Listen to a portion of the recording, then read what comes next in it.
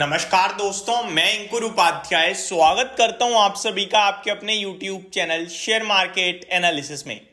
कल मैंने आप सभी के साथ एक वीडियो कवर करी थी। सरकार का बड़ा ऐलान, डिफेंस के लिए बड़ी खुशखबरी, जहां पे डिफेंस मंत्री राजनाथ सिंह जी ने 84,560 करोड़ रुपीस का जो प्रोजेक्ट था उसको अप्रूवल दे दिया है।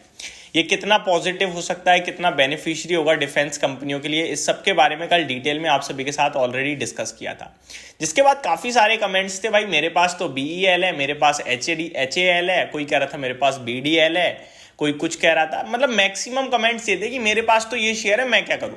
तो मेरा मानना है कि डिफेंस, इंफ्रा और रेलवे, इनके लिए प्रोजेक्ट कंटिन्यू अप्रूव हो रहे हैं, कंटिन्यू ऑर्डर्स मिल रहे हैं। तो आपको सिर्फ बने रहना है, आपको कुछ करना ही नहीं है। ये वो स्टॉक्स हैं जिसमें आप कुछ करोगे तो प्रॉफिट नहीं बना पाओगे और कुछ नहीं करोगे तो प्रॉफिट बना लोगे।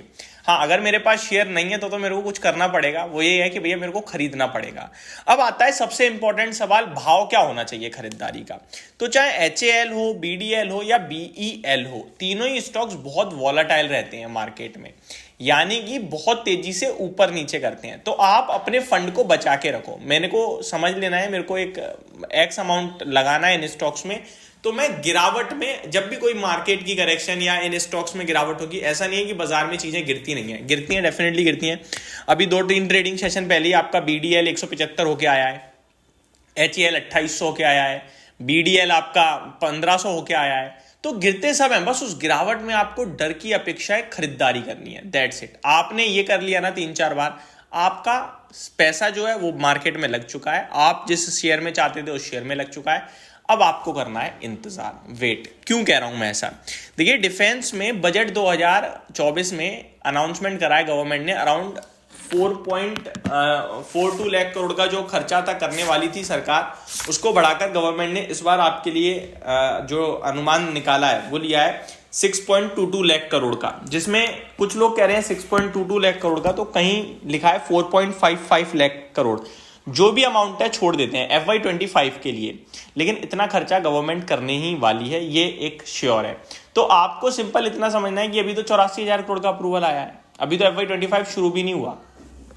तो आपको निश्चित तौर पे यहाँ पे बने रहना है और होल्ड करना है। अब कहां पे लगाएं पैसा? तो सबसे प्रेफर्ड बिक मेरी तरफ से HAL होगी, हिंदुस्तान एरोनॉटिक्स लिमिटेड। रीजन 2 है। पहला, ऑर्डर बुक अभी भी कंपनी की ऑलमोस्ट सबसे स्ट्रांग दिखती है मेरे को। दूसरी बात, वैल्यूएशन टर्म्स पे तीनों में सबसे अच्छा यही दिखता है। और चौथी बात, जो एयर से रिलेटेड जो जेट वगैरह हैं वो कहीं ना कहीं HAL पे सबसे ज्यादा ऑर्डर्स आते हैं। कुछ राजनाथ सिंह जी जो अप्रूवल देते हैं प्रोजेक्ट्स को, उसमें सबसे बड़ा बेनिफिशियरी होता ही HAL है, डायरेक्ट HAL को ही प्रोजेक्ट्स चले जाते हैं। तो मेरे को लगता है यहाँ बहुत बड़ी वैल्यू बाइंग बनी है। 2 लाख करोड़ का मार्केट कैप पार हो गया है, कंपनी भारत की टॉप 100 कंपनीज में एक हो रही है। तो यहाँ पे ना आगे फंड रोटेशन भी आएगा बड़े बड़े लोगों का। 3,000 के पार है, 3132 रुपये पे स्टॉक हाई लगा चुका है, 3,078 पे क्लोजिंग दी है।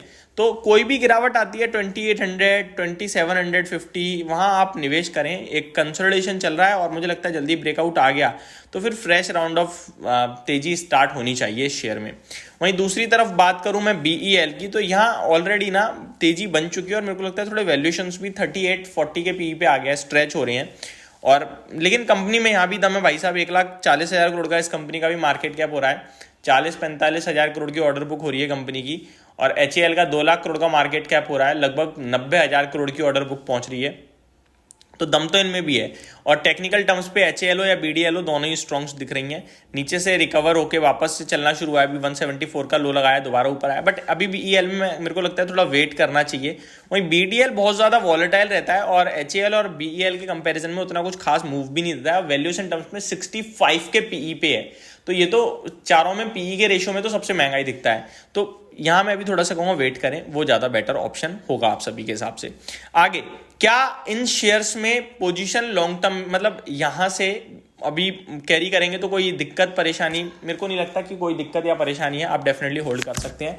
और कल का जो ये अप्रूवल आया है प्रोजेक्ट पे, इस तरीके के प्रोजेक्ट्स आपको और अप्रूव होते हुए दिखेंगे, क्योंकि इस समय भारत ये डिफेंस के मामले में आप देखो मैन्युफैक्चरिंग कहीं ना कहीं हब बनता हुआ दिख रहा है। और आगे की जो जर्नी है ना, जिस तरीके से कभी भी कोई भी प्रॉब्लम शुरू हो जाती है, वहां पे जो ऑर्डर्स हैं वो भारत से ही आ रहे हैं। अब यानी कि भारत को ही ऑर्डर मिल रहे हैं कि हमारे लिए ये तैयार कर दो, हमारे लिए वो तैयार कर दो।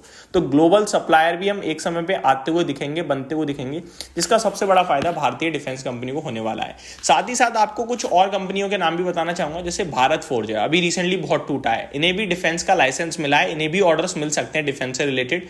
और म्यूचुअल फंड्स की लिस्ट में भारत फोर्ज टॉप पिक के रूप में आया है सामने, जहां पे खरीदारी हो रही है। इस करेक्शन में कहीं ना कहीं वहां फायदा उठाया जा सकता है। तो ये कुछ इंपॉर्टेंट स्टॉक्स हैं। अभी हालांकि खराब दिखा भारत फोर्ज, लेकिन आगे परफॉर्म कर सकता है, बड़े लोगों का बड़ा हाथ है इस शेयर पे, तो यहां भी आप ध्यान दे सकते हैं। होप आपको ये सारी जानकारी समझ में आई होगी। Thank you so much for watching this video. Have a great day guys.